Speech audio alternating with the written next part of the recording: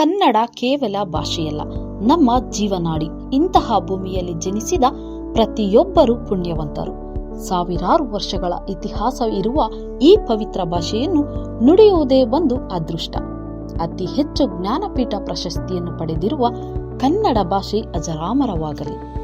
ಇಂದಿನ ಯುವ ಪೀಳಿಗೆ ಅನ್ಯ ಭಾಷೆಗಳಿಗೆ ಮಾರು ಹೋಗದೆ ಕನ್ನಡಕ್ಕೆ ಪ್ರಥಮ ಆದ್ಯತೆ ನೀಡುವುದು ಎಲ್ಲರ ಕರ್ತವ್ಯ ಎಂದು ಪಿಳ್ಳಹಳ್ಳಿ ಬಳಿಯ ಎಪಿಎಂಸಿ ಆಟೋ ಚಾಲಕರ ಹಾಗೂ ಟೆಂಪೋ ಚಾಲಕರ ಸಂಘದ ವತಿಯಿಂದ ಆಯೋಜಿಸಿದ್ದ ಕನ್ನಡ ರಾಜ್ಯೋತ್ಸವ ಕಾರ್ಯಕ್ರಮದಲ್ಲಿ ಧ್ವಜಾರೋಹಣ ನೆರವೇರಿಸಿ ಉಸ್ಕೂರು ಗ್ರಾಮ ಪಂಚಾಯಿತಿ ಅಧ್ಯಕ್ಷ ಡಾಕ್ಟರ್ ಬಿ ರಮೇಶ್ ಮಾತನಾಡಿದರು.